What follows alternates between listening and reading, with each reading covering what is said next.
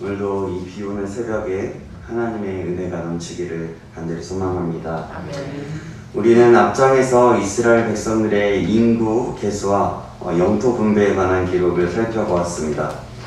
그런데 이때 한 가지 문제가 생겼습니다. 즉 제비뽑기는 30살 이상 된 남자들에게만 해당되었던 것입니다. 왜 문제가 되었냐면 남자가 없고 딸만 있는 가문에서는 가나안의 영토를 분깃으로 받지 못하게 되었기 때문입니다. 므낫세 지파에 속한 슬로브앗의 딸들이 이런 경우에 해당했습니다. 이 내용이 1절에서 11절에 나와 있는데요. 이 내용은 분깃 상속법에 관한 이야기이기도 합니다. 먼저 본문 1절에서 4절까지 말씀을 읽겠습니다. 요셉의 아들 므낫세 종족들에게 므낫세의 현존 마길의 증손 길랏의 손자 헤벨의 아들 슬로브앗의 딸들이 찾아왔으니 그의 딸들의 이름은 말라와 노아와 호글라와 밀가와 디르사라. 그들이 회막문에서 모세와 제사장 엘라살과 지휘관들과 온 회중 앞에 서서 이르되 우리 아버지가 광야에서 죽었으나 여호와를 거슬러 모인 고라의 무리에 들지 아니하고 자기 죄로 죽었고 아들이 없나이다. 어찌하여 아들이 없다고 우리 아버지의 이름이 그의 종족 중에서 삭제되리이까. 우리 아버지의 형제 중에서 우리에게 기업을 주소서. 아멘. 영토 분배에서 제외된 슬로브앗의 딸들은 모세와 대제사장 그리고 이스라엘의 족장들 앞에서 여자들의 영토 상속을 요구하였습니다. 이렇게 슬로브앗 딸들이 이스라엘의 정치, 종교 지도자들을 총망라하여서 모든 지도자들 앞에서 분깃을 요구한 것은 곧 하나님 앞에서 분깃을 요구한 것과 다를 바가 없습니다. 이는 곧 하나님이 모든 분깃의 주인이고 또한 모든 영토의 주인임을 인정하는 것이었습니다. 그리고 슬로브앗의 딸들이 분깃을 요구하는 것은 단순히 땅과 재산에 대한 욕심 때문이 아니었습니다. 사실 이스라엘 백성들이 가나안에서 영토를 얻는다는 것은 곧 그들이 하나님의 언약에 참여한다는 의미를 가지고 있었습니다. 따라서 만약 가나안의 분깃을 얻지 못한다면 이는 하나님의 약속을 잊지 못한 자와 일치하였다라고 볼 수 있는 것입니다. 이런 차원에서 슬로브앗의 딸들은 하나님의 언약에 참여하기를 원한 것입니다. 하늘 상급이 다른 무엇보다도 고귀함을 확신하는 신앙, 이러한 신앙은 참으로 하나님 앞에서 한 것이었습니다. 우리도 이렇게 모든 땅과 만물의 주인이 하나님이심을 인정하고 고백할 줄 알아야 합니다. 하나님이 모든 만물의 주인이심을 고백할 때 우리는 우리가 가진 모든 것이 하나님께로부터 왔음을 인정하게 되는 것이기 때문입니다. 또한 하나님의 약속인 언약을 참여한다는 고귀함과 확신 있는 신앙을 가졌다는 것을 본받음으로 우리도 우리가 하나님의 백성으로서 하나님의 언약에 참여하고자 하는 소망과 확신을 가지고 나아가는 믿음의 사람이 되어야 했습니다. 우리 모두 그런 믿음의 사람 되기를 주님의 이름으로 축복합니다. 아멘. 이런 슬로브앗의 딸들이 영토의 상속을 원하였을 때 모세는 하나님께 여쭤보고 응답을 하고 그 하나님이 말씀하시는 것을 듣고 그들에게 상속권을 주도록 합니다. 오늘 본문 5절에서 8절 말씀입니다. 제가 읽겠습니다. 모세가 그 사연을 여호와께 아뢰니라. 여호와께서 모세에게 말씀하여 이르시되 슬로브앗 딸들의 말이 옳으니 너는 반드시 그들의 아버지의 형제 중에서 그들에게 기업을 주어 받게 하되 그들의 아버지의 기업을 그들에게 돌릴지니라. 너는 이스라엘 자손에게 말하여 이르기를 사람이 죽고 아들이 없으면 그의 기업을 그의 딸에게 돌릴 것이요. 당시의 법대로 한다면 원래 상속권은 남자들에게만 해당했습니다. 하지만 슬로브앗의 딸들의 경우는 예외가 되었습니다. 하나님은 그 딸들의 말이 옳으니 반드시 기업을 주라고 말씀합니다.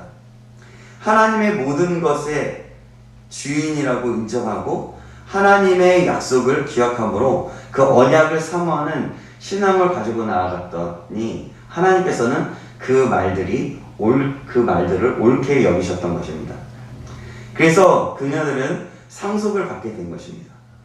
그뿐만이 아니라 그녀들의 말로 말미암아 하나님께서는 딸이 없는 경우 기업을 형제에게 주고, 형제도 없으면 기업을 아버지의 형제 곧 삼촌들에게까지 돌리도록 상속의 법까지 제정되게 하였습니다. 사랑하는 여러분, 이렇게 하나님의 언약에 동참되기를 소망하고 원하는 자에게는 하나님께서 귀히 여기심으로 함께 동참하게 하십니다. 그리고 더 많은 것까지 얻게 하십니다. 우리도 마찬가지입니다. 주님의 은혜를 사모하고 구하고 또 하나님의 뜻에 동참되기를 원할 때에 하나님의 일과 뜻에 동참될 뿐만이 아니라 하나님께서 더 많은 것을 주십니다. 그래서 우리는 날마다 하나님의 은혜를 구하며 하나님의 뜻을 구하며 그렇게 살 때에 참으로 복된 삶을 살게 되는 것입니다. 오늘의 본문 12절에서 23절까지는 새로운 지도자가 세워지는 모습을 나타내고 있습니다. 모세에 이어서 새롭게 될 지도자 여호수아가 세워지는 장면인데요. 먼저 하나님께서는 모세를 불러 아비람산에 올라가서 이스라엘에게 준 가나안 땅을 보라고 하였습니다. 12절에서 14절 말씀 제가 읽겠습니다. 여호와께서 모세에게 이르시되 너는 이 아바람 산지에 올라가서 내가 이스라엘 자손에게 준 땅을 바라보고 본 후에는 내 형 아론이 돌아간 것 같이 너도 조상에게로 돌아가리니 이는 신 광야에서 회중이 분쟁할 때에 너희가 내 명령을 거역하고 그 물가에서 내 거룩함을 그들의 목전에 나타내지 아니하였음이니라. 이 물은 신 광야 가데스의 무리바 물이니라. 아브라함과 이삭과 야곱에게 주신 약속의 땅을 본 후에 아론이 돌아간 것 같이 조상에게 돌아가리라고 하셨습니다. 하나님께서 모세는 가나안 땅에 들어갈 수 없다고 하신 것입니다. 모세가 무리바에서 하나님의 거룩함을 드러내지 못하였기 때문이었습니다. 당시에 회중이 물이 없다고 모세와 다투게 되었죠. 그들은 똑같은 상황에서 두 번째로 원망을 했습니다. 하나님은 처음에는 바위를 쳐서 물을 내라고 하셨습니다. 그러나 이번에는 그때 당시 두 번째 당시에는 바위에 명하여 물을 내라고 하셨습니다. 모세는 백성들이 원망하자 하나님의 명령을 거역하고 바위를 두 번 치며 혈기를 부렸습니다. 그 혈기로 인해서 하나님의 거룩함을 드러내지 않았던 것입니다. 지도자에게 첫째로 필요한 덕목은 바로 온유와 겸손입니다. 지도자에게 교만이 최대의 적입니다. 지도자는 항상 자기의 혈기를 죽여야 합니다. 죄에 대해서는 분노해야 하지만 사람에 대해서는 온유해야 합니다. 하나님은 모세가 십계명을 집어던져 깨뜨린 것을 하나님의 거룩함을 드러내는 것으로 보셨습니다. 하나님은 모세의 모든 허물과 연약함을 다 감당하여 주셨습니다. 그러나 하나님의 거룩함을 드러내지 못한 이번만큼 그 돌을 친 그 혈기를 부린 만큼은 용서하지 않으셨습니다. 하나님은 이제 그의 사명은 여기로서 마치고 조상에게로 돌아가라고 하셨던 것입니다. 하나님의 말씀을 들은 모세는 자신의 죽음에 대해서 다른 말을 하지 않습니다. 가나안 땅에 들어가지 못하는 것 또한 그것으로 인해서 누구를 원망하지 않았습니다. 겸허히 받아들이면서 그는 이스라엘 백성들을 목잡는 양같이 두지 말고 새로운 지도자를 세워달라고 하나님께 간청합니다. 이는 모세가 개인의 교만과 이기심을 가진 사람이 아니라 백성들을 생각하는 참된 지도자라는 것을 알게 됩니다. 오늘을 살아가는 우리도 이런 너무나도 귀한 덕목을 배워야 할 줄로 믿습니다. 우리는 성도입니다. 성도는 어떤 사람이죠? 바로 구별된 사람입니다. 교회에서든지 집안에서든지 사회에서든지 구별되게 사는 사람입니다. 구별된 자들은 세상과 다르게 살아갑니다. 세상은 자신의 이익을 위하여 살지만 구별된 성도는 자신을 위하여 살지 않습니다. 예수님의 명령처럼 이웃을 내 몸처럼 사랑하며 사는 사람입니다. 모세가 바로 그런 사람이었습니다. 바로 그런 지도자였습니다. 그래서 우리는 백성을 생각하며 모세와 같이 가정과 일터와 백성을 생각하는 모세처럼 가정과 일터와 성도들을 섬기며 살아가야 하는 것입니다. 우리 모두가 이 사실을 기억하심으로 살아가는 저와 여러분들에게 주님의 이름을 축복합니다. 하나님께서는 그 안에 영이 머문 눈의 아들 여호수아를 세우라고 말씀하십니다. 18절 말씀인데요. 여호와께서 모세에게 이르시되 눈의 아들 여호수아는 그 안에 영이 머무는 자니 너는 데려다가 그에게 안수하고. 여기서 영이 머문다는 말씀은 하나님의 영이 머물러 충만한 자를 말합니다. 바로 성령 충만한 자입니다. 하나님은 이렇게 하나님의 영이 충만히 임한 자를 세우십니다. 그리고 지도자로 쓰십니다. 사랑하는 여러분, 하나님의 영이 충만하시길 주님의 이름으로 축복합니다. 하나님의 영이 충만할 수 있는 것은 무엇입니까? 전에도 한번 말씀을 드렸습니다. 바로 말씀의 충만함입니다. 죄를 미워하고 하나님의 말씀 앞에 머물며 하나님의 말씀대로 살아가기로 다짐하며 간절히 소망하며 나아가는, 그렇게 살아가기로 결정하며 계속해서 몸부림치며 살아가는, 그 말씀대로 살아가는 삶입니다.